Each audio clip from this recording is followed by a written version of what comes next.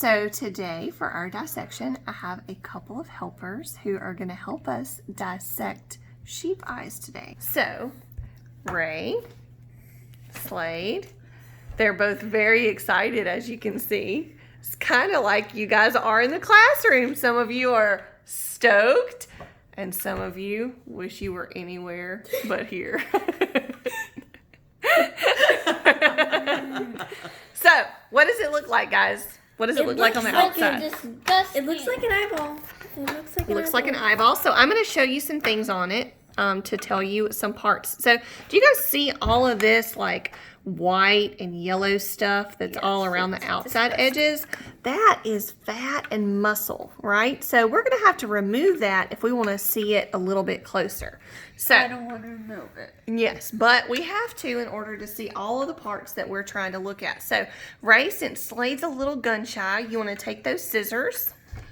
And what you're going to do is kind of try to snip this off. Now, I do want to try to show you guys on the back side of every one of these eyeballs is a nerve. And this one you can see really well. So do you guys see that nerve sticking off the back? Yes. Right? So this is how the eye translates information to our brain, right? So the brain uses information that comes through this optic nerve to tell us what we're seeing. So we need to clean off all around it so that we can see that nerve a little bit better. So all this fat, okay, careful with the scissors. All this fat, you're going to have to pick it up with one hand. Nope, you're going to have to pick up there you go. And remember, these are scissors that are meant to cut flesh. So you don't want to cut towards yourself. You want to cut away from yourself. There you go. Yep, just like that. What does it feel like, Ray? It feels gushy. It feels a little squishy? Yeah, it feels squishy. Okay, so we're going to cut all of that white stuff off that we can. Away from yourself. As much as possible. Okay, I'm going to pause it while we get these eyeballs cleaned up. And we'll be right back. Won't snip. So Ray is, getting some of that muscle tissue off. Oh, And it's a little tough, right, Ray? It's definitely tough. Tougher than you thought? Yeah, definitely tougher than I thought. So she's got some of that tissue, and we want to be careful to cut away from her hands. I'm doing my best. She's doing great. So you can see that it's round, but it's not super perfectly round. And these were vacuum sealed, so they were a little squished. So the cornea is a little pushed in. Where's the cord? Ray is my helper. Slade quit. Mama, He where's the left me. cord? Okay.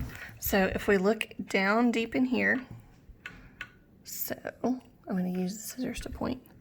So if we look here, do you see this cord right here, this little bit of tissue that's stuck together? That is our optic nerve. Well, it was his optic nerve, and it goes to our brain. So that's the part we want to leave so we don't cut that part.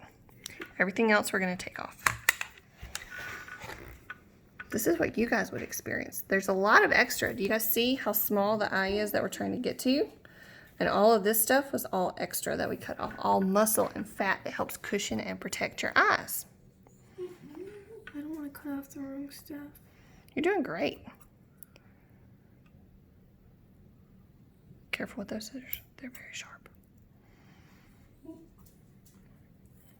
Okay, Ray's going to get this one cleaned up, and we'll be back in just a second. All right, so we've got it all cleaned up. Ray, you can show them where the nerve is right there. Okay. Now, if you turn it over and you flip it around, there you go. That dark space in the middle, right here, this is what you would see if you were looking at the sheep. And this clearish, kind of grayish part, this is the cornea. And this is the first part that light enters, right? This is really protective. And I don't know if you guys can tell, but it's really thick, right? And so it protects sheep's eyes from things like dust and debris and scratches, right? It's supposed to be hard and protective. So the cornea is the first outer layer. Now, I'm going to show Ray what to do, and then we're going to get on back up with her so she can show you what to do. So this is what we're going to have. We're going to have two halves, right? This is what we're going to see once we cut it open. Do you guys see how it's like this jelly kind of stuff, right? In both sides. So Ray, touch it. What does it feel like? Feels like... Try to pour it out. Does it pour out? No. No, it doesn't pour out very easily. And that's because, remember when we talked about muscles, we talked about connective tissues. Connective tissues connect. And so be really careful with that side because there's a back piece that I want to show everybody. So connective tissue makes things connect to each other. And so that tissue inside, that vitreous humor, which is like this jello kind of stuff. Aqueous humor is the jelly stuff vitreous humor is the jelly stuff, and aqueous humor is the little bit of liquid that comes out. Thing right there. What's that? So if you squish it out, you can see that it's literally like a blob of jello, right? And Ray noticed over here on this side that we do have something hard. So what we're going to do is we're going to take our thumb and we're going to push it out just like that. It looks like it's got a little smiley face on it. Okay, so Ray, pick it up. What does it feel like? It feels like a marble. It feels like a marble. It feels pretty hard. Yeah, and this is the lens of your eye. So if you wear glasses, oopsies, or contacts, this is the part of your eye that's misshapen, and this is the part that's supposed to focus light on the back of your retina. Well, if it's misshapen, if it's shaped wrong, it either focuses it too far in front of your retina, or it tries to focus it behind your retina, and so it gives you a misshapen view, right? Something blurry. And so you can wear corrective lenses like contacts or glasses in order to fix that view. So that's pretty cool, and it's very hard. I mean, can you squeeze it, Ray? No. In fact, I've had students in the past who have tried to cut them open, and you can cut it. It is possible, but it basically is like layers and layers and layers of that really hard, dense tissue. Now, inside the eye, when we cut it open, we immediately notice that there's this really colorful area back here, this really pretty area.